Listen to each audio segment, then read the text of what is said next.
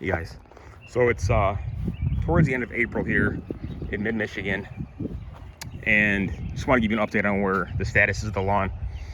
So I've done a pre-emergent, I've done a 1002 organic fertilizer. I've got about 5,000 square feet here in the front, another 1,000 on the other side of the driveway, and it's actually the warmest day it's been so far. It's been really up and down, but really thick on this side. This grass grows in very well. I have a blend of fine fescue and a little bit of rye and very little bluegrass, maybe a little bit more in the back. But I've done 2 cuts already, cutting about every 5-6 days, something like that. The only issue I'm having on the side here is a little bit of thinning here. You know, this is actually the neighbor's side right there and that tree. So I trimmed that back in the fall to really open this up and give this a little more sunlight. But all overseed here, no big deal. I did a lot of dethatching in the fall, and I did aeration 2 years ago. Some of the best things you could do for your lawn. I did a couple soil tests, added a lot of biostimulants, a lot of micronutrients, and it's looking really good. I did pull some weeds up. Uh-oh, I do have another one here to get to. But very few weeds. I had a bucket full that I used, not even a full bucket that I pulled up with the weed puller. So it's looking very good, very thick and lush. Very few problem areas. The only problem area I really have is to deal with in this front section is basically, from these 2 windows all the way to the street. So it's a real thin. In the summertime, this oak tree just gets full of leaves, as you can imagine, and heavy, dense shade.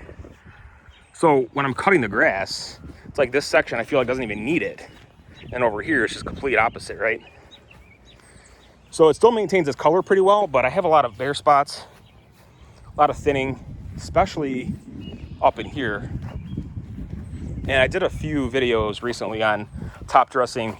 I put some cow manure compost down, about 7 bags. So I really want to thicken this up. I'm going to overseed this in the fall.